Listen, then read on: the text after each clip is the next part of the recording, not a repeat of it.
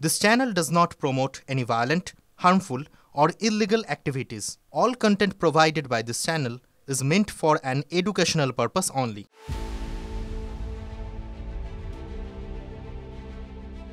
2022 সালে স্লিপ অ্যাপনিয়ায় মৃত্যু হয়েছিল বাপ্পি লাহিড়ীর। তার আচমকা প্রয়াণে তামাম বিশ্ব হয়েছিল বাকরুদ্ধ। বাপ্পি লাহিড়ী মানেই গা ভর্তি গয়না, সোনার হার এবং সানগ্লাস। গয়না পরতে খুবই ভালোবাসতেন তিনি। হাতে গলায় পরে থাকতেন লক্ষ লক্ষ টাকার অলংকার। তার মৃত্যুর সঙ্গে সঙ্গেই সেই সব গয়নাও কি হয়ে গিয়েছে পঞ্চভূতে বিলীন, নাকি বদলে গিয়েছে মালিকানা? কার কাছে এখন সেই সোনার গয়না? রইল বিস্তারিত। ইন্ডিয়া টুডের এক রিপোর্ট জানাচ্ছে 2014 সালে এক এফিডেভিট করে গিয়েছিলেন বাপ্পি লাহিড়ী। সেখানে উল্লেখ ছিল তার কাছে মোট 754 গ্রাম সোনা রয়েছে, যার বাজার মূল্য সেই সময় ছিল ভারতীয় মুদ্রায় 38,71,790 টাকা।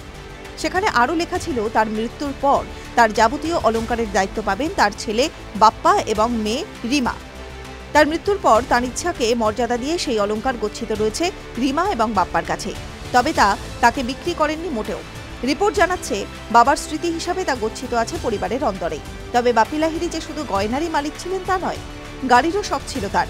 ছিল BMW, টেসলা এক্স, অডির মতো দামি গাড়ি। প্রায় 22 কোটি টাকা সম্পত্তি আগামী প্রজন্মের জন্য রেখে গিয়েছেন এই গায়ক। কেন এত সোনার গয়না পরতেন? সে বিষয়ে জীবিত থাকাকালীন মুখ খুলেছিলেন ডিস্কো কিং। জানিয়েছিলেন সোনা তার লাকি চার্ম, সে কারণেই সব জায়গাতেই সোনা নিয়ে যেতেন তিনি। যত্ন করতেন অলংকারের। মাত্র 19 বছর বয়সে সঙ্গীত জগতে প্রবেশ করেছিলেন বাপ্পি লাহিড়ী। বলিউডের ডিস্কো বয় নামেই পরিচিত বাপ্পি লাহিড়ী তার হাসি মুখ, সকলের সঙ্গে মিলেমিশে থাকার স্বভাবই সঙ্গীত জগৎ থেকে সাধারণ মানুষের মধ্যে তিনি ছিলেন জনপ্রিয়। 2022 সালে আচমকাই তার প্রয়াণে সঙ্গীত জগৎ হারায় এক উজ্জ্বল নক্ষত্রকে। TV9 Bangla digital.